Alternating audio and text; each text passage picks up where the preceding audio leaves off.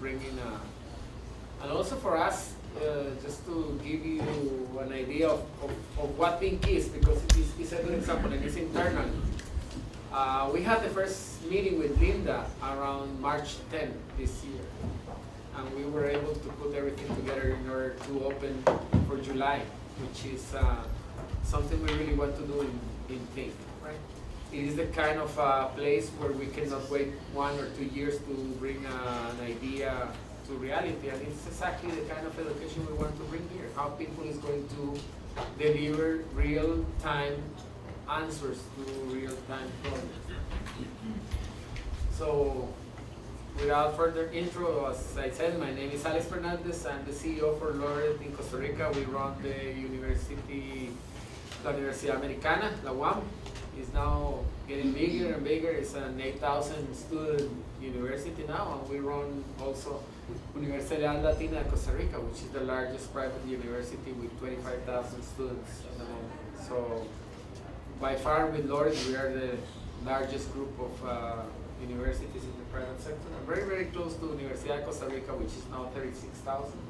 And it's the main university that, by the way, we respect highly, not only because many of us studied there, but it's also because it's the institution with the highest reputation in the country. We're not talking about the education industry. Is in all the polls beyond even some of the biggest institutions. So, with such highly recognized competitors, it's interesting that we need to be at another level, and this is one example where we want to go one step further. So thank you very much, Linda, for such a hard trip to come all the way to Costa Rica directly, and welcome. We just wanted to have a conversation. And as you can see, something that is interesting is that you cannot tell the difference between in Costa Rica because of what we discussed about the services industry that is hiring millennials, and you cannot tell the difference between our students and the managers of the company that we work for because they are all the same age, and you cannot. What are you saying, Alex, that I'm old? Well, I'm talking about myself. But I still have high goals. So Yeah. I said, I just talked to the people in my table that I made the decision this year and we plan to go to the Olympics in 2020 with 50 years old. So, Wow. so I can be old, but I have high goals yet. So. Young spirit. Young spirit. So that does make the difference. But it is interesting how we deal with people when you're talking with company managers that are probably the same age as your students, and you cannot tell the difference. Yes, Welcome, absolutely. very much. Thank Very you. welcome. Pleasure. Thank you. Okay. I'm really excited. Okay. And what I'm really excited about is when Alex first contacted me, he said, Linda, we saw this presentation, which were my crazy guys up on the stage talking about the campus design and how they had designed spaces to help people learn in a different way. And we really want to think about this and we want to do it in Costa Rica. And I was, okay, he said, but I want to do it properly.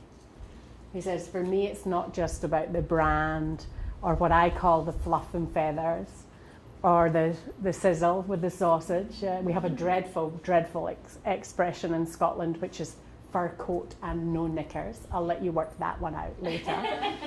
But it means dressing something up to look pretty and there's no substance with it, okay? So what I was really, really excited about was the first kind of conversations that we had were about the depth of it and the purpose of it and what we were trying to achieve. Not the bit that is sexy, the kind of brand and the different way to talk to people who might not be engaged in education or traditional education, but really what does it stand for, okay? And I mean, everything comes back to the 4 promises, everything. And these promises didn't just come out of the air. These promises came out of years and years of listening to students, listening to employers, and listening to educators who were also trying to connect that, what I would call holy trinity of students, expectations, wants, desires, needs, some that they don't even know they need at this point in time, employers, and also academics, because academics sometimes get a really bad rap. And we sometimes say that the academics can't move fast enough, or they're not innovative enough for industry, or they can't put this into the program, and that's frustrating. But we've got to think about their knowledge base and their product and their understanding, and give them also an opportunity to connect with industry.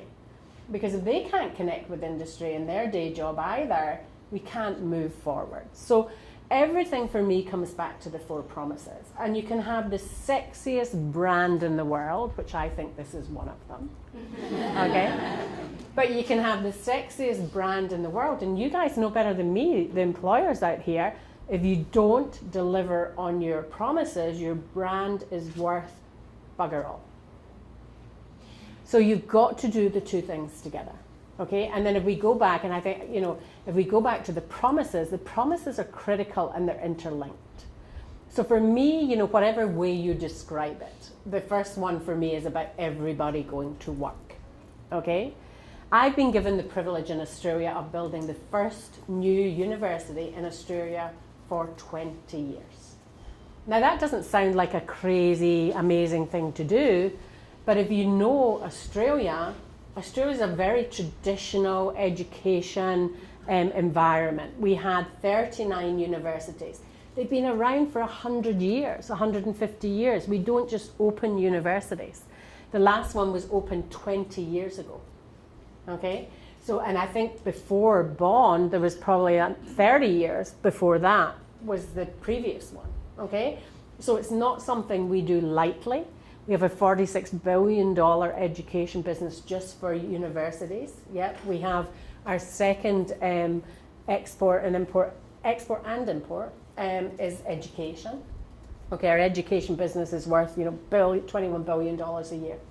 Okay, so it's really big business in Australia. But for me to be given the gift of opening a brand new university was incredible. Okay, but not all students want to go to university. Okay, and there's actually some students or some adults who are just looking for career change, or bites of education, or bites of task, or bites of knowledge that can help them progress quickly, fast, in a more transactional and task-based way. And that's really what Think was about. So when we say that everybody can go to work at Think, and I'll talk about Australia because it'll be interesting to see what we do here, and to be honest, it doesn't need to look the same as Australia.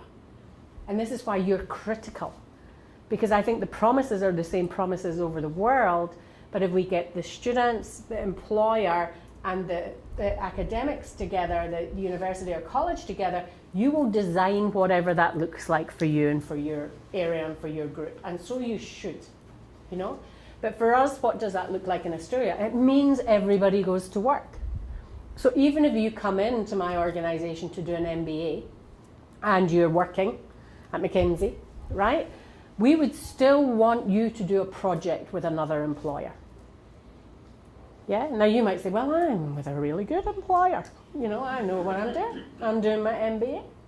But we want you to have experience of other employers, other contextualization. We might ask you to go and do it with a volunteer company or a not-for-profit company, or just to get more tools in your kit bag. So we want to make sure that all our students go to work and have another opportunity to get some more kit in their little tool bag from another employer. Okay? And that can look like anything. It can look like a project. It can look like a project in-house that people like you have designed. It could be going for 3 months, as we do to our sister college in Malaysia and Inti, and doing some work with some of their employers there. So, everybody goes to work.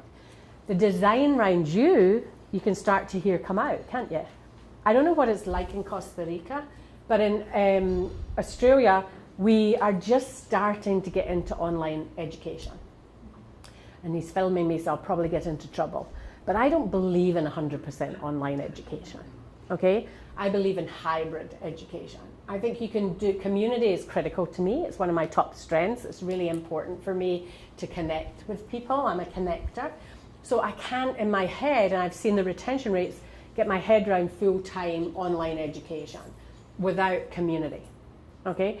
So what we do, even for online education, is we set up communities, virtual communities, digital communities. You will all be doing it in your work, or they can come in for weekend semesters, or they get a mentor from work or whatever. So for me, the second thing about designed around you is having a choice to learn the way you know that works for you.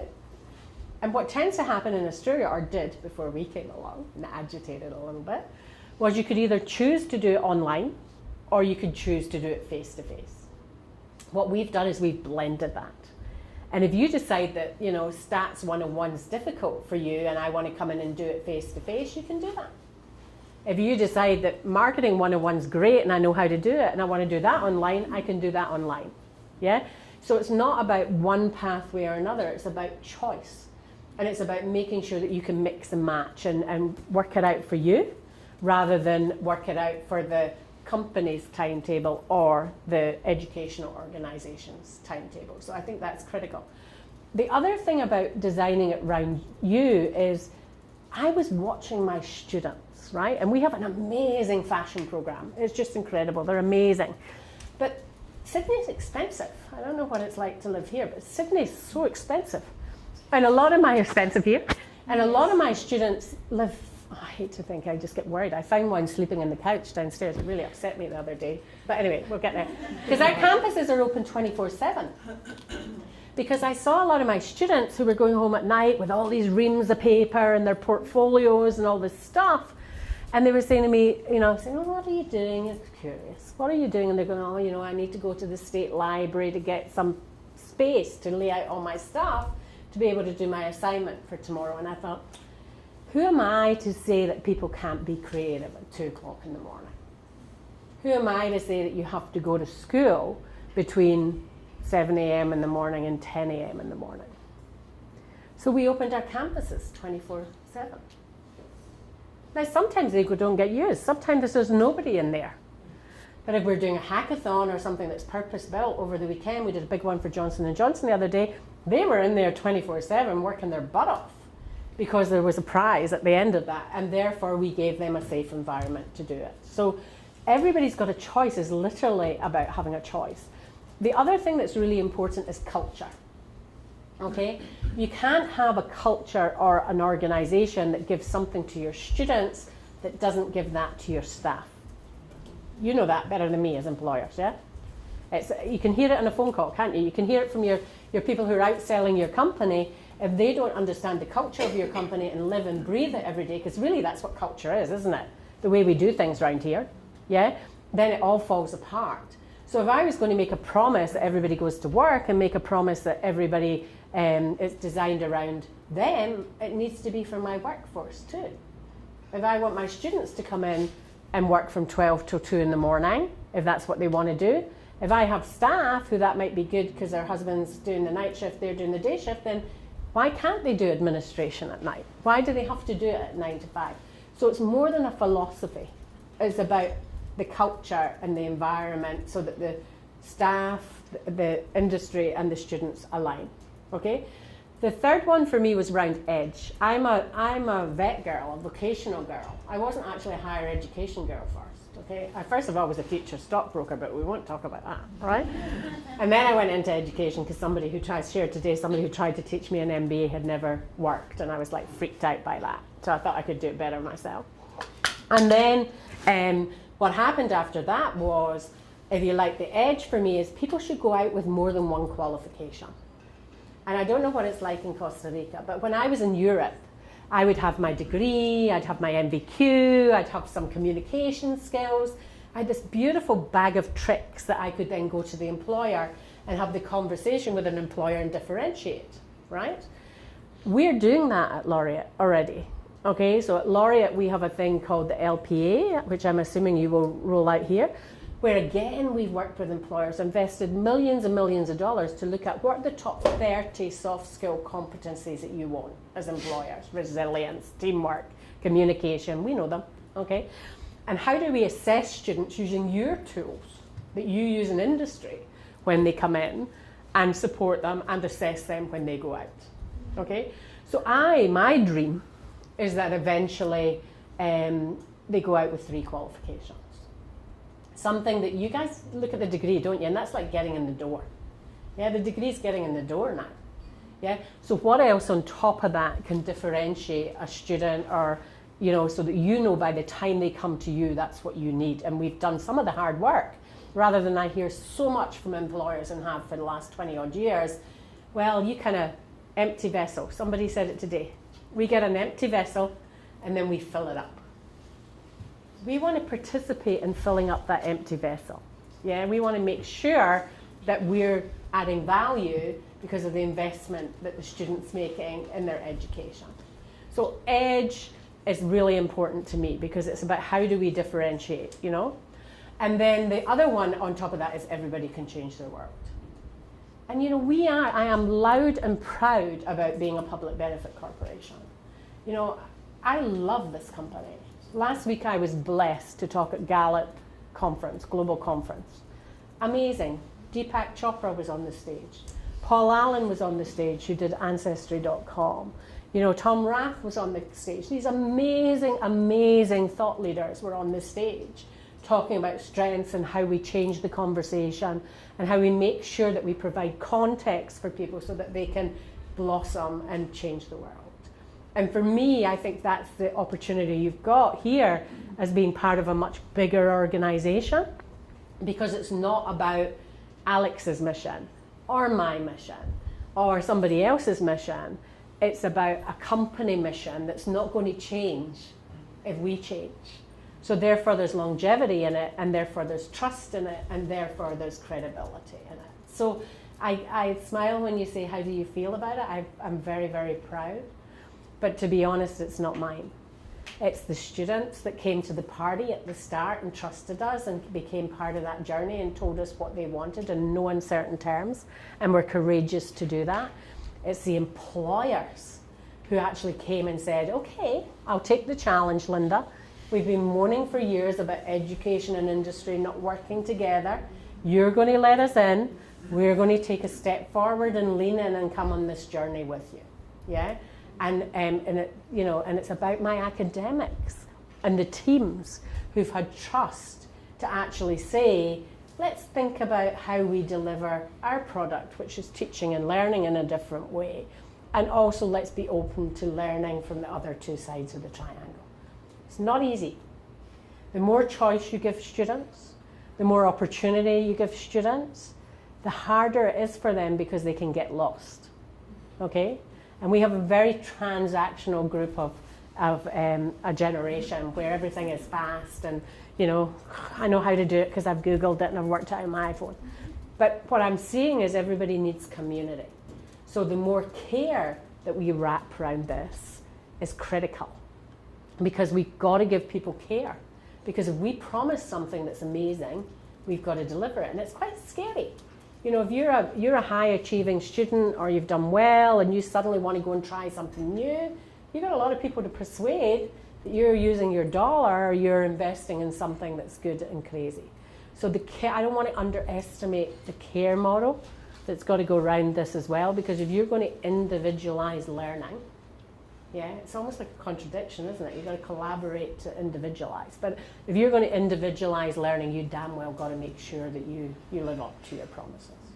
And I have total faith with the people that I've spoken to today around the tables and your passion that you'll bring to this project. We've got the most amazing people who've partnered with us now. There's a young lady in Sydney who I love to bits called Lisa Messenger. Again, purpose-driven. She works for Kids Helpline. She looks at, does a lot of charity work. Richard Branson's actually her personal mentor. Has set up a kind of network called the Collective of Entrepreneurs. We've written her graduate certificate. Lisa sits at the front of that certificate. She talks to these students once a month on a blog, and she tells them from her heart what's happening. We can do that in lots of ways with industry that allow you to come into the curriculum or come into somebody's life without physically having to be there. But it's really critical that they see industry at the center of this, and not just see them, that you are.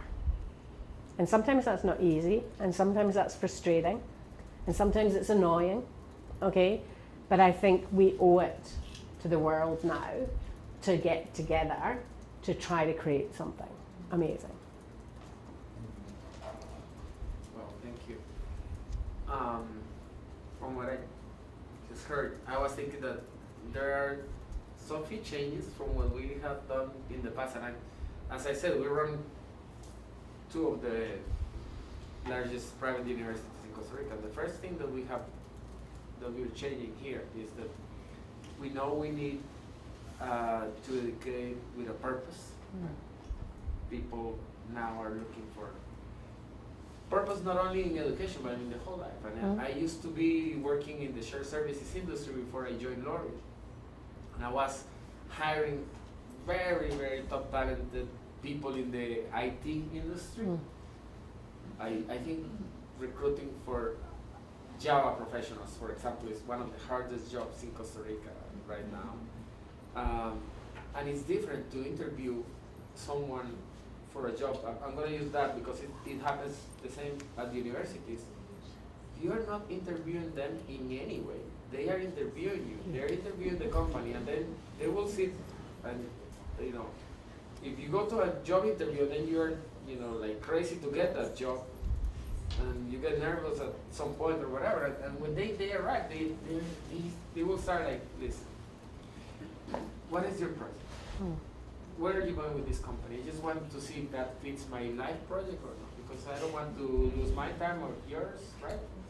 And then after they see that your purpose is kind of right for them, they will go for, and what are the benefits here, right? Yeah.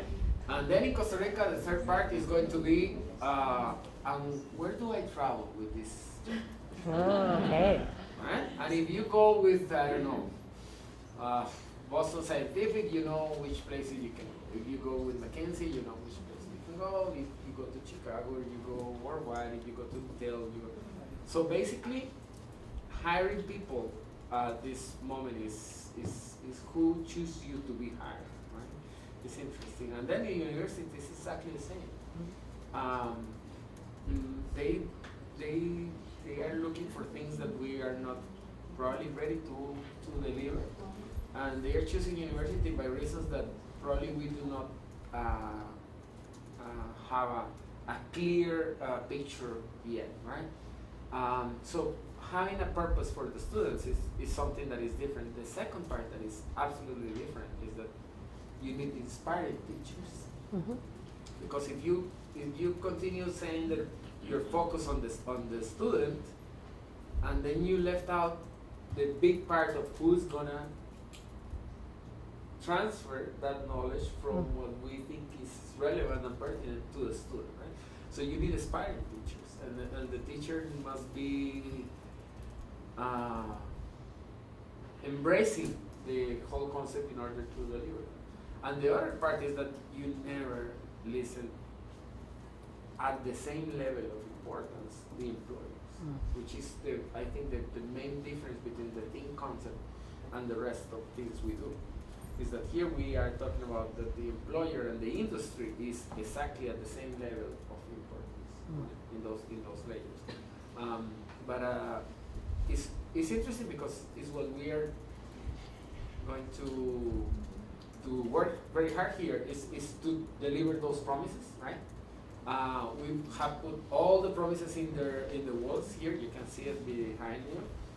So we cannot forget, and the student is not going to forget, and the teacher, when he's speaking to the student, is remembering, those promises, because I think that's the depth, that's the way we need to go, and not only use very nice and funny faces in our ads.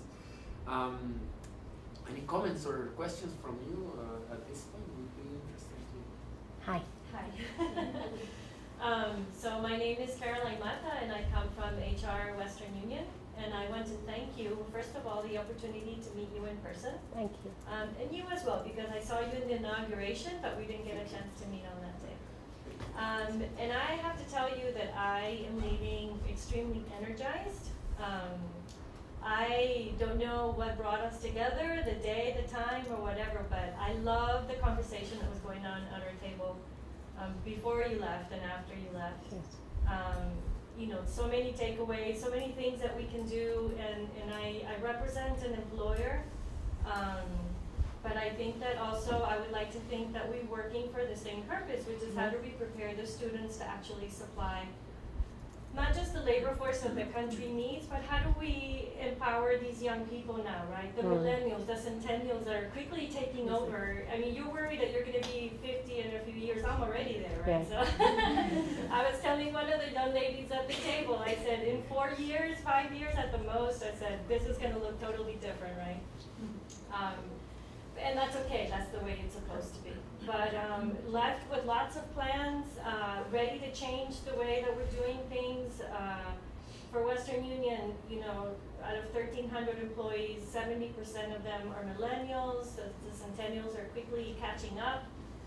It made us rethink the way that we do things. So I think that coming to a university or a campus that is willing to do exactly that, rethink the way that we had done things in the past, is very exciting. And I don't know other employers that could be here, but I think that certainly one of the things that we identified as a takeaway was how do we need to improve our communication? I think that we're all doing lots of things, but unfortunately we're not necessarily doing them together, but they're all wonderful. Yeah. How can we centralize? Because we all have that same purpose, right? We need to find a way to put it all together so that we're all drivers in the same direction. And then the other thing is the partnership that I think certainly we can do between the companies and the university. We have like 3 things that we want to develop Right now. right now. We were all ready to give up our jobs and just work together and make this all happen, right? So thank you, really, because I think is when we come together like this is when we start breaking down these silos and realize that we all have the same intent and purpose and the service, right? Not just for the students, but also for Costa Rica, I think, in this case, right? So great opportunity. Thank you so much. It was a pleasure to meet you and to share with the people in my table. Hopefully we'll have a little bit more of these activities because I think that the generation of ideas and the conversation this is exactly what I'm leaving with the color of your dress in my heart. So Thank you. So can I just put 2 things out there? It's going to be hard, and it's going to be frustrating, and we're going to fail lots of times, and we're going to have to fail fast, as you do in business, and try again and keep going because that's important. One of the most important things, and it's Alex's campus, but is to start using this as a resource. You know, come in and sit and do some work in here and have a cup of coffee if you've got some time so that you can just sit and talk to the people who have trusted this to come in, the students or whatever. You need to make it yours. We won for Ultimo campus. I have industry in my campus. The students designed it. It was so crazy, it freaked me out. So difficult for me, control freak. And I said, let's go and design this campus. We have interior design students. They went and designed it. They had a 30-foot coffee bar in the middle of this campus. Now, I probably could have got something like 100 students in there, X amount per chair, whatever. That would have done my P&L. And I'm like, what the hell is that? And I'm going, where are the students going to study? And they went, we're studying at the coffee bar, Linda. We study at the coffee bar. Do you know what I mean? So I think you just got to really be open. And really, it will get hard, and you're not going to solve it overnight. But I tell you, if you do stand together, and it becomes yours together, you're going to create something that's not good. And this is my passion. You're not going to just think education. Laureate, we have 1 million graduates all over the world. We're not just affecting 1 million graduates. I'm affecting the whole of Australian education. Now the traditional universities are coming and going, what's she done across there? Let's have a look. And, you know, just starting to come to the party. And also you've got to be flexible. You've got to be fast. The latest thing in Australia is entrepreneurship. You know, everybody wants to be a bloody entrepreneur. A year ago it was chefs, you know, because of Jamie Oliver. You know, before that, you know, everything changes. So we've got to find that thing that people can take from all these different jobs because they are going to change and we are going to have to flex. But I just think be patient with each other and be kind to each other because you are on the start of a journey. And if you don't fail, you ain't pushing it far enough. Well, I think that from the conversation, it was clear that we all knew what that summit was, what that top of the mountain looked like. Yeah. And that we knew that you have to climb it. and you have to start from the bottom. Yep. And that's okay, and we're gonna fall, and we're gonna trip, and we're gonna scrape our knee, but if we don't start doing it That's it. together, I don't think we're ever gonna get to the top. But I think the one thing that another thing that I took away from the conversations is that we were all clear what that top looked like, right? So, and I think that that was something else that we discussed, right? That everybody wants to get to the summit, but they don't want to climb the mountain. Well, sorry to tell you, you have to climb that mountain. But I think that from what I was able to gather, we all want to do that. How do we do it together? So I think it's a wonderful idea. I think the space is, we have so many companies and employers around here. This is a perfect space to have these types of conversations. And I think we can help in not just the laureate story, but the Australia-Costa Rica story. You know, I was saying to Alex, when I have another little island to look after called New Zealand. And New Zealand is just an absolute tech city. It's just the most amazing, creative island. You know, it's just so, and it reminded me so much. I said, oh, I've done my homework a little bit on Costa Rica, and it's very similar journey, you know, at this point in time. So, you know, even just starting small with some things across these countries, just so that we can start to get them to work together and think a little bit better, is just fantastic. So I thank you guys for your honesty today, because we genuinely can't do this unless you tell us what you need, you want, you're passionate about, and come and help, you know, is my biggest, don't wait to be invited. You can tell, you know, batter the door down. Yeah. I have a question. Thank you. Maybe it's too soon to ask, but I'll take the chance, okay? Have you ever think on implementing this concept in the other campus here in Costa Rica? And I'm asking because I'm here representing an employer, but I'm also a current student of the MBA inside of Heredia. And I can visit the difference, right? So I just would like to know if you have think on. I will link your question to yours. First of all, we and Carla works for our team, and she knows perfectly what I'm going to say. We need to fail here sometimes, and as Linda said, that we have embraced that idea since day one. If it will even look good if we fail sometimes at things, because we are going beyond the limits that we know, right? The way we are going to handle this is that we are going to work with 3 simple rules. We will face reality as it is. We will learn, and we will adapt and go back. And think is, I always describe this, La Latina is kind of a cruise for me. If I want to do a turn, it's like turning a cruise. It's a 25,000 students, 70 careers, 10 campuses, 11 release, right? So the turns are going to be slow and it's going to be hard to turn, right? But this is like a jet ski for me. And even for our team, this is a place where we can test many things that are going to be implemented in the future. And also, it's also a risk for us in order not to go too fast here and then implement them in some other campuses.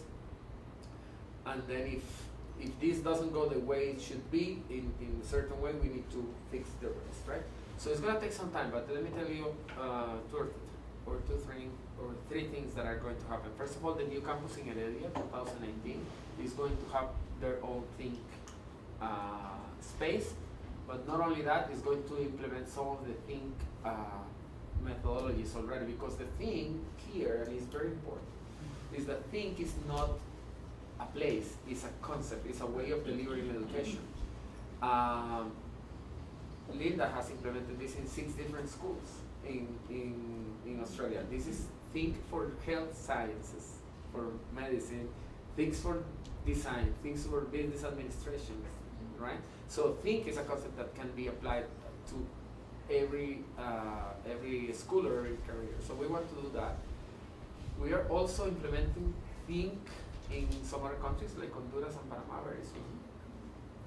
But what we are moving is to the concept in ways that are going to be absorbed by the regular campuses. Just one example, all the creative campuses, all what we call creative campus is going to be open 24/7.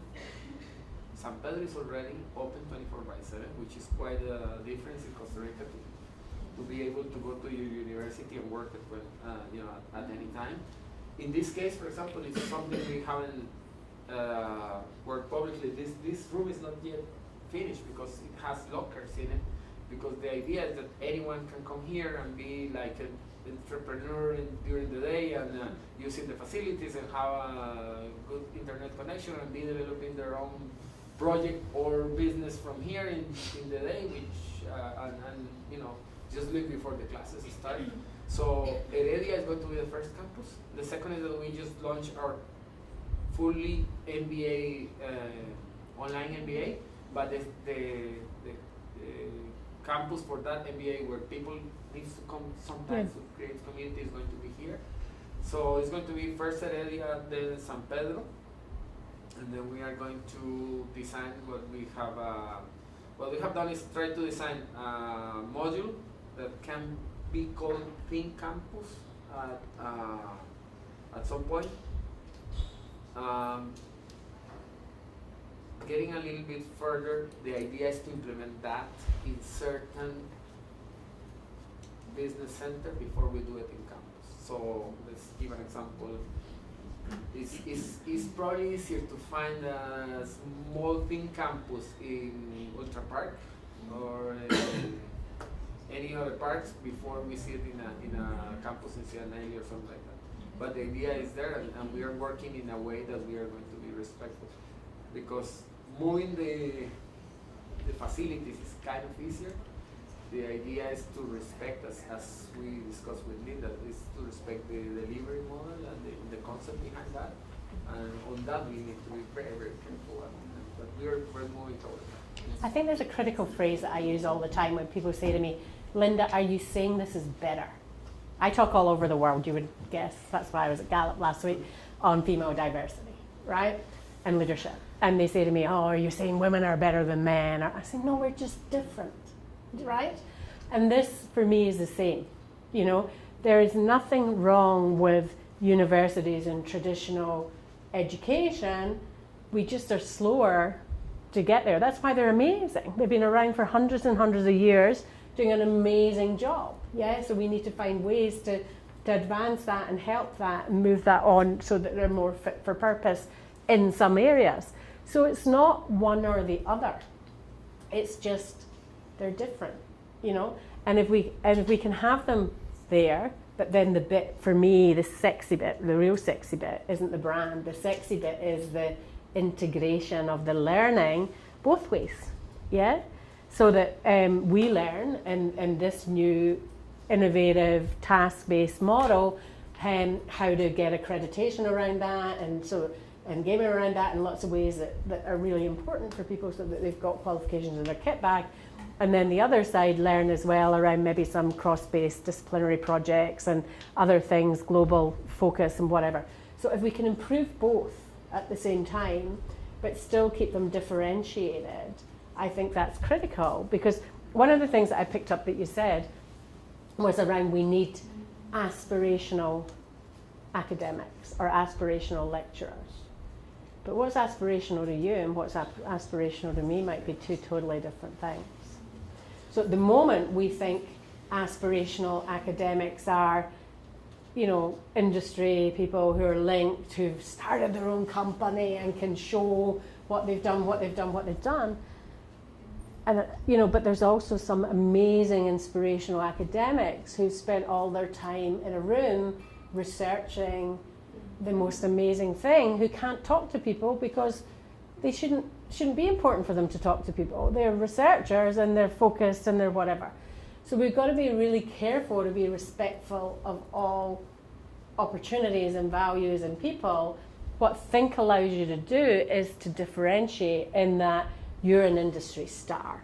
So you be an industry star and you work with employers because you can talk that language and bring that into the classroom. You're a researcher star. You go and be that researcher star. We're not going to expect you to come in and talk to 150 students in a lecture theatre because you don't like teaching. Or you're an amazing digital pedagogy leader. Can you go and help that? You're an amazing networker. Can you take the weekend sessions? Do you know what I mean? So I love this because what it allows us to do is be really respectful to everybody's strengths and skills and find out where they fit. I have got the most amazing, in opening a brand new university, you can imagine that's pretty tough. You know, when you've got all these universities in the global top 50 and whatever, and then you're opening this new university, and I'm thinking, shit, where am I going to get talent? You know, who's going to come and work for us and really come? I have got the most significant group of emeritus professors. That's like the poshest professor you can get because they've done some amazing, amazing research and are published in Australia. Because they got to the end of their career and they were going, oh, I just want to do something different and give something back, you know? So I think the mix is really important, and that's where we've got to be careful, because you can sometimes, and we did this, and that's why I know, because we failed at this. We drank our own Kool-Aid. We thought everybody wanted this.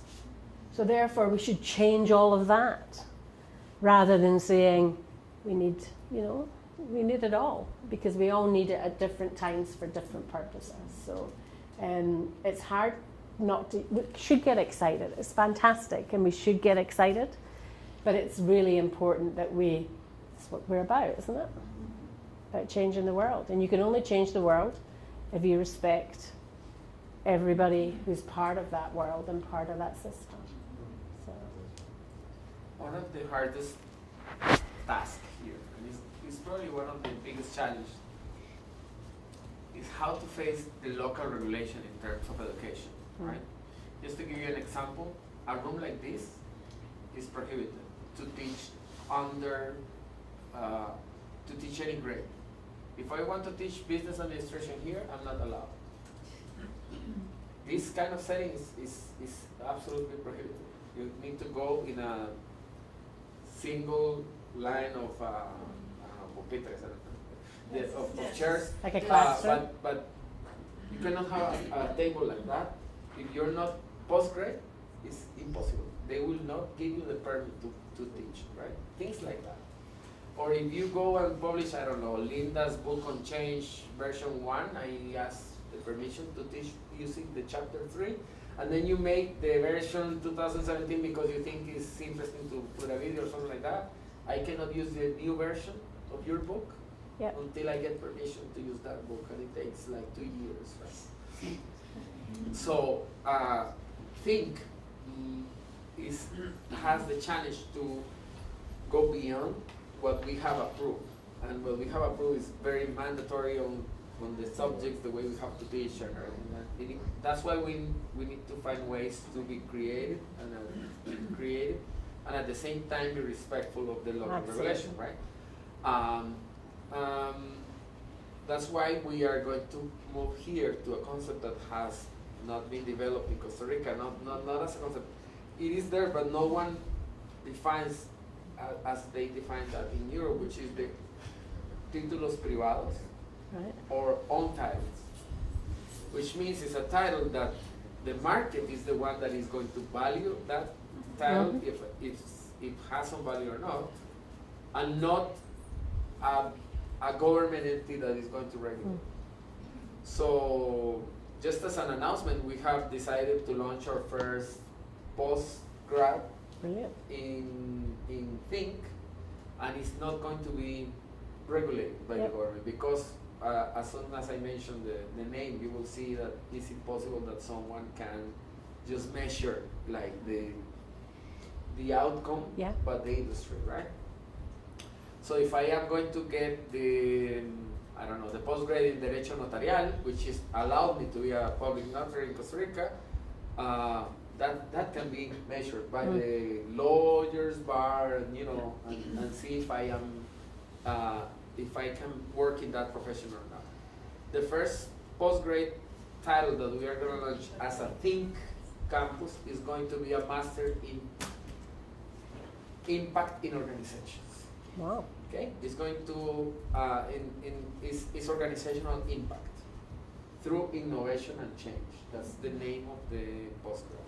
So I'm going to get a postgrad in organizational impact through innovation and change.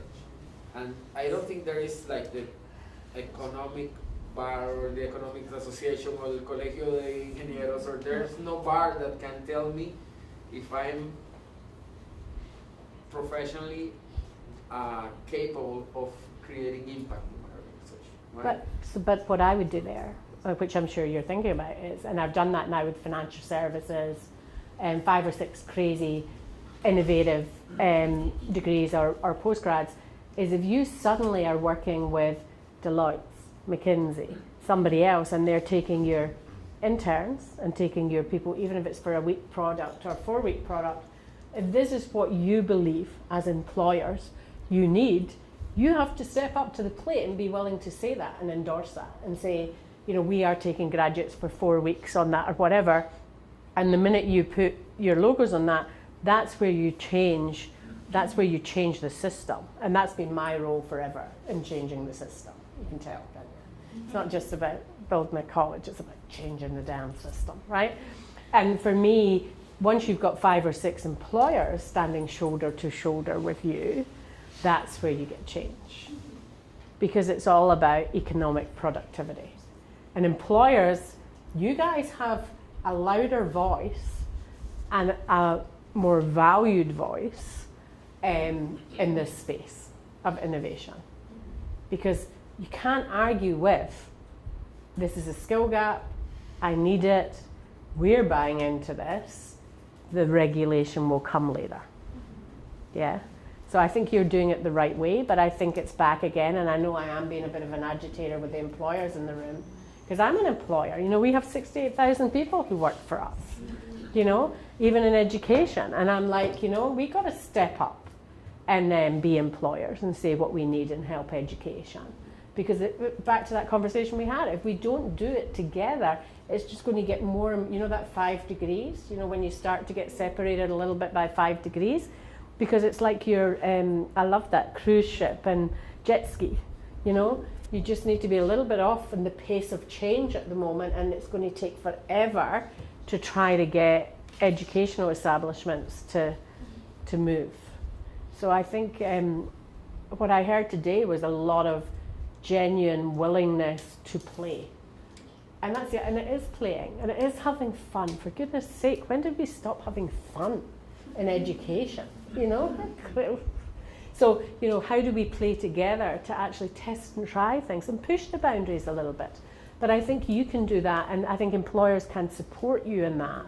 And mine certainly have in Australia, in helping credential you, because you are putting yourself out in a limb a little bit and doing something like this. Can I add to your fun? Yeah. I'm going to say disruptive. Yeah. I love that word because it's supposed to be negative, but it's actually, when you use it in the right way, you're disrupting the way that things are done, and so you can rethink and you can do things differently. You can think. I love that word, right? And it's something I've seen a lot in some articles that I've read. So I'd like to add to yours. I'd like to add disruptive, because I think that we need to be disruptive, right? In a good way, to make a change. Especially, again, going back to the millennials and the centennials. These are young people who want things yesterday. Yeah. They put in something in Google and they have it in a nanosecond, right? So how are we going to be aligned to them if we want to be competitive? As employers, as educators, I think that we have to be at that same pace, and we can't wait for somebody to decide 2 years down the road whether something's going to change or not. That's ridiculous. But if we're disruptive in a good way and together, then I think certainly we can expedite that process. One of the things, just to go a stage further, that we're now, because a little agitator in Australia, we've now done a thing which I'm going to share with Alex called paper plane, and that's for employers. Google it. And we actually, it's allowing employers, because employers come to me all the time and say, Linda, you know, we want to innovate, but we don't know how to innovate from within inside our company, you know, and you've got all these kind of crazy students who still are thinking differently and doing whatever, and we've set up this kind of structure or concept that helps employers do these projects and take students, and the students get the opportunity and skill, and the employers get the ideas for innovation. I mean, it's happening all over the world. It's like hackathons, and we do one every week. But for me, the beauty of that is everybody's winning from that ecosystem. The employers are getting the beautiful ideas, the students are getting the real world experience, and we're, as educators, finding out what's coming next. So I love things like that. Again, back to that triangle, isn't it? Everything comes back around the triangle.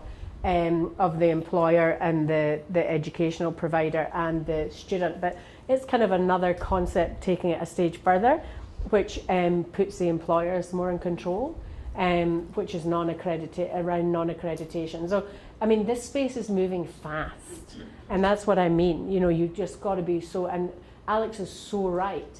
You've got to have a environment, opportunity that it's really safe to fail in.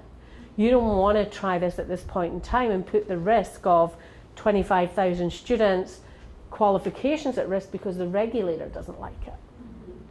So doing it here is just perfect and building that trust, and then, you know, seeing how far you can move it into the other one. But it really can't work without the help of employers, because, you know, now's the time. We've heard for years, you know, that we're not delivering what employers want. So now we need to go back to the drawing board and do the drawing board together without throwing the baby out with the bathwater. You know, that's a hard thing. A great solution that's going to make things happen quicker. From Zinda's perspective, having, you know, the division of the different sectors, this is actually something that is going to bring solutions quicker. Not only are we going to have the employers engaged in developing the contents, but also, as we were talking earlier, they might have the experts that might be able to teach some of the contents. And this is, regardless if it's validated by the regulator or not, this is what they need, and this is something that can be, you know, responding. Totally. So we already developed that one on the table. Good. A lot of our employers are using it as a retention for their staff. Okay, so a lot of we do an amazing hospitality degree. We just actually, we do industry immersion. So we don't do industry partnerships. So we have taken over a restaurant in Sydney that's number 40 in TripAdvisor out of 4,000 that our students work at. I mean, that's pretty cool to do, right? And it used to be the best restaurant in Sydney. And for me, what the big companies that are taking our graduates are doing now is saying to these guys, especially if they've been alumni or graduates of us, but are saying to these guys, we're going to actually allow you to come back as an adjunct professor or to teach for your own professional development as a motivation for staying with the company. So 75% of my academics work at the same time as teach. Yeah, that's critical for me. And think less in the university, but the university's still got the same 4 promises, yeah? Because it's a real degrees for the real world. So it's an applied university. But again, it's how do you, I have deep, like Gallup last week, okay? You know, you don't roll out Strength Finder to 15,000 students and create, you know, 135 strength coaches without having a really, really deep relationship with big companies. It's not just big companies, any size companies. I want a relationship that's about co-designing curriculum, the expectation that you'll come in and help us with our course summits, you'll do an industry star video, you'll mentor hopefully one of my academics who might want to go out and work for 2 or 3 weeks, you know what I mean? You might want to do a joint research project together. It's got to be a proper relationship, not a butterfly relationship. Does that make sense? You know what I mean? Where we just, you know, we have tea. Sorry, it's very British. We have tea once a year and you have a conversation with the CEO and it's all very nice. This is all very nice, but it's what are we going to do tomorrow that might not be fantastically enormous or whatever. It might just even be coming in and talking to a group of students or mapping out what's missing for you. Just what's the first step, you know? And I think that's what builds this, is the relationships. And I just, amazing group of people. Thank you so much for your time today. I'm really conscious that you're busy people, you've got your work and your day job to do, but I feel really privileged that you've taken time off today to come and have a conversation. I've learned more from you, I'm sure, than you have learned from me. So I thank you for that. Well, thank you, Linda, in the name of everyone here. Summarizing, in your daily job, you run 2 things. You run traditional universities. You have 6 of them under your direction, and you all have them under the umbrella of Think. You're also managing yourself and being the principal of a new university that has grown with thousands of people within 2 years. 5,000 people in 2 years. Pretty cool. Hey, impressive. brand new from scratch.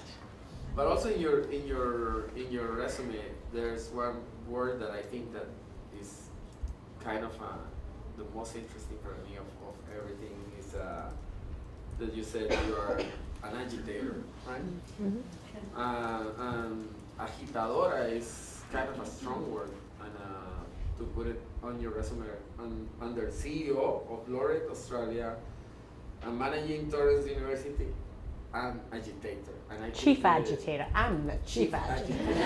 I'm not just the agitator. I'm the chief agitator.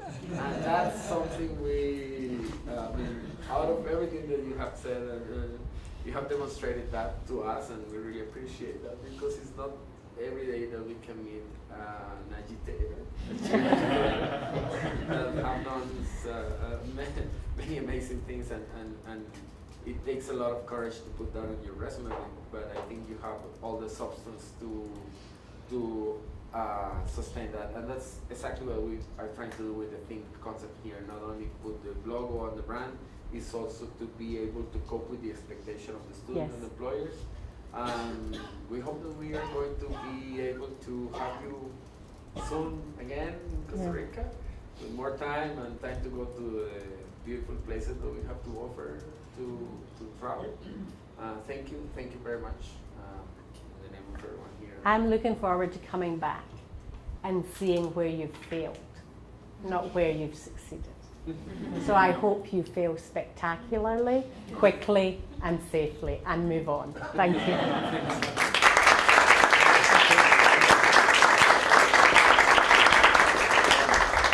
Thank you. Muchas gracias, de verdad. Always very important when you're working with business and industry